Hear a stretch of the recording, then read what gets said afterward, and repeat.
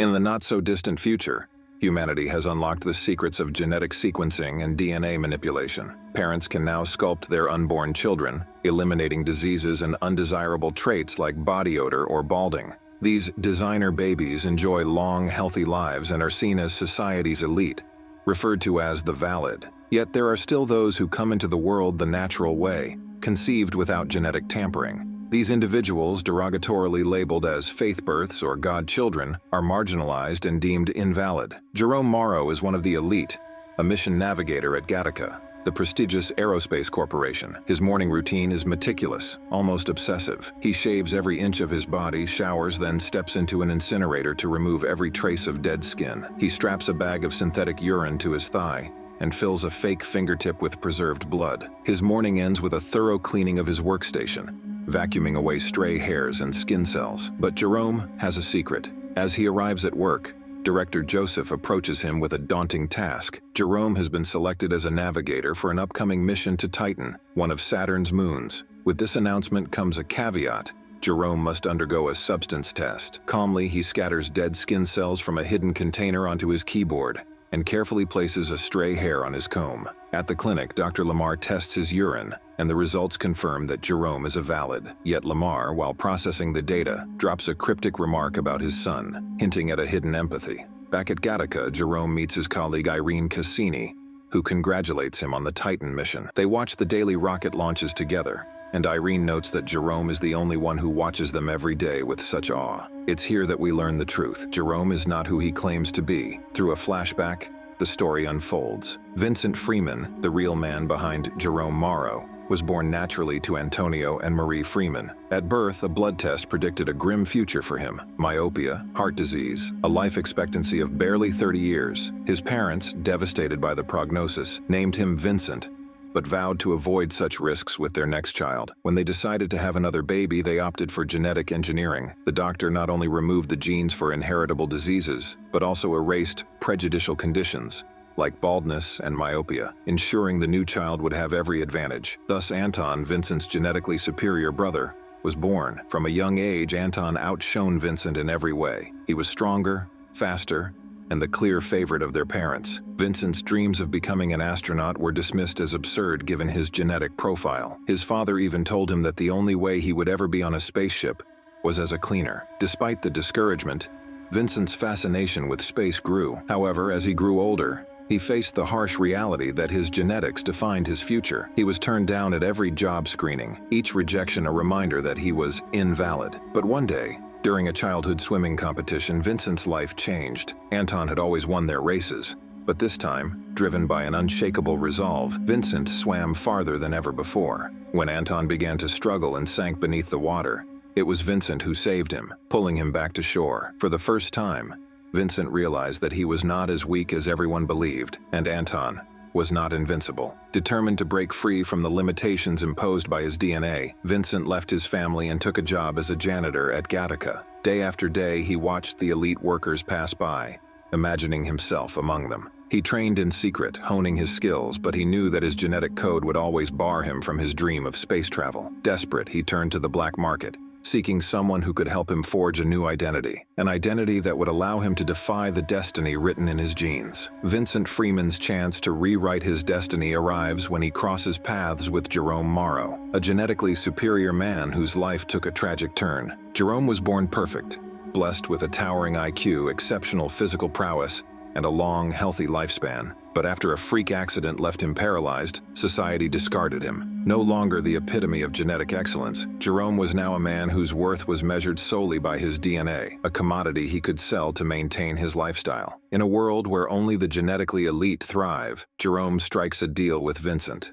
Vincent would assume Jerome's identity, and in return, Jerome would live comfortably off a portion of Vincent's salary. To become Jerome, Vincent undergoes a grueling transformation. He wears contact lenses to match Jerome's eye color, alters his hairstyle, and even undergoes painful surgery to lengthen his legs. With his new appearance perfected, Vincent arrives at Gattaca, carrying Jerome's urine and blood samples. The genetic tests confirm his status as a valid, and he's accepted into Gattaca's elite workforce. But every day is a delicate charade. Vincent meticulously disposes of his own hair, skin, and fingernails, replacing them with Jerome's DNA traces for the constant surveillance. While Jerome supplies the DNA, Vincent provides the funds. Jerking out of his flashback, Vincent finds himself drawn to a crowd of colleagues. The scene is grim. A mission director has been found beaten to death. Investigators swarm Gattaca, scouring for any trace of DNA left at the scene. Panic grips Vincent as he realizes he has unknowingly left behind an eyelash. An investigator retrieves it for testing, putting Vincent's entire charade at risk. Despite the chaos, Director Joseph reassures him that the Titan mission will proceed as planned.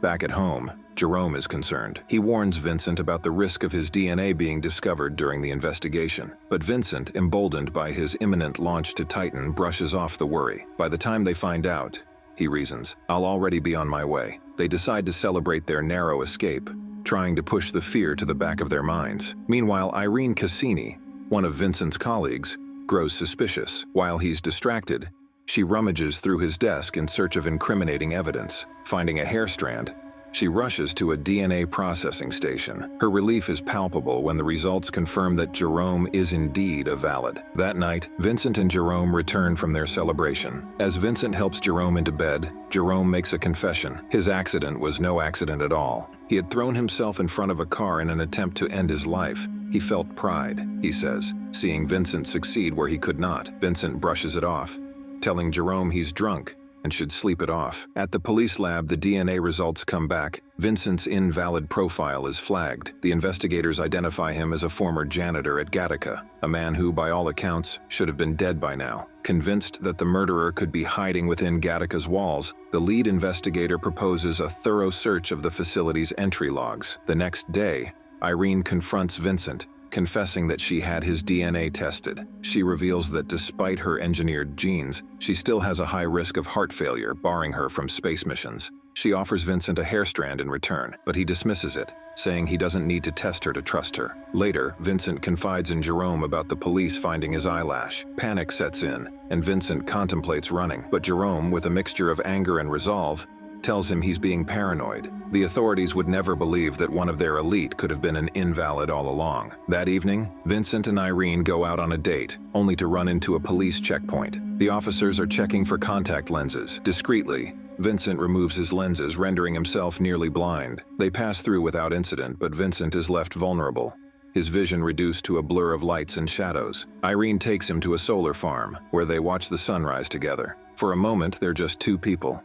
far removed from the strictures of genetic destiny. At the crime lab, the investigators find more of Vincent's DNA, this time on a paper cup in the trash. They now suspect that Vincent could be disguising himself as one of the Gattaca elite. The head investigator proposes a mass blood test of all employees, a suggestion that sends ripples of fear through Vincent. As he lines up for the test, he walks into a room where Dr. Lamar is waiting. Vincent comes prepared, quickly swapping the syringe meant to draw his blood with a vial of Jerome's. Lamar performs the test without a hitch. When the results come back with nothing suspicious, the frustrated investigators are forced to abandon the blood testing effort. With the launch just 2 days away, Vincent is finally able to breathe. He takes Irene out to a fine dining restaurant, where they share an intimate moment on the dance floor. For the first time, Vincent admits that despite his dream to leave Earth, he's found a reason to stay. But their moment is shattered when the police storm the restaurant, demanding everyone stay inside. In a panic, Vincent drags Irene through the back exit. They evade the officers, but not without Vincent assaulting one in the process. Outside, the head investigator calls out to Vincent,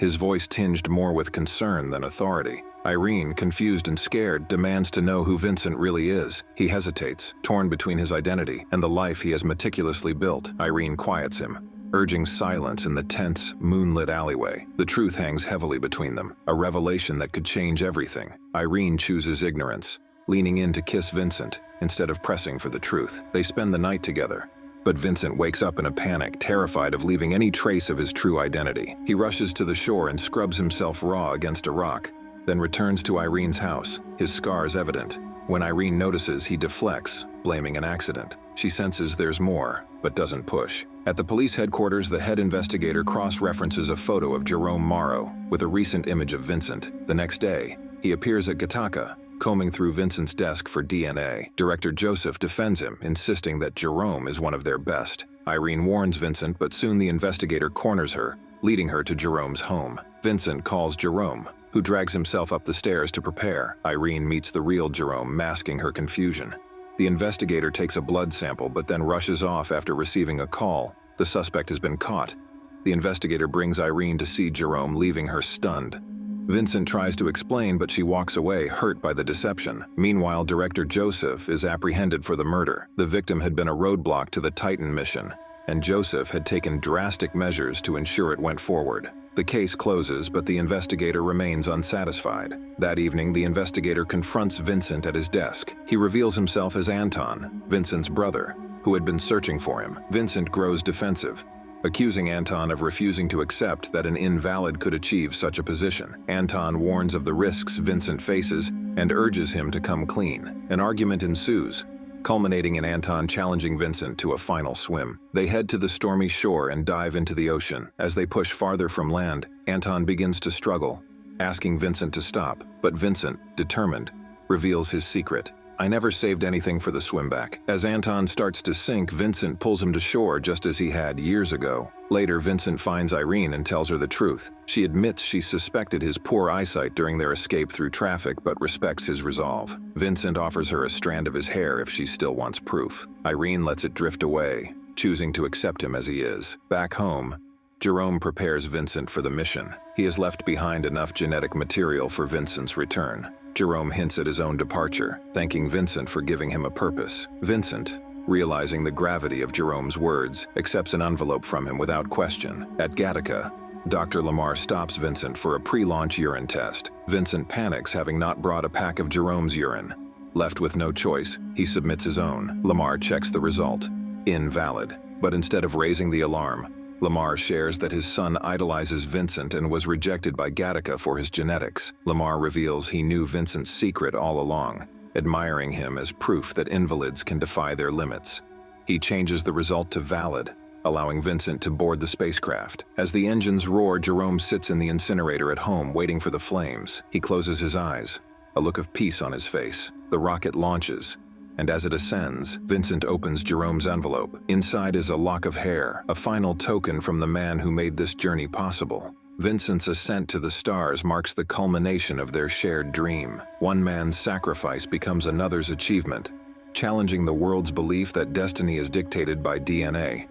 Your destiny could be another interesting story I prepared for you. For this, you just need to click on the videos on the right next. I upload a new recap every other day, so subscribe to never miss an upload. Grab your popcorn, enjoy yourself, and see you soon, my friend.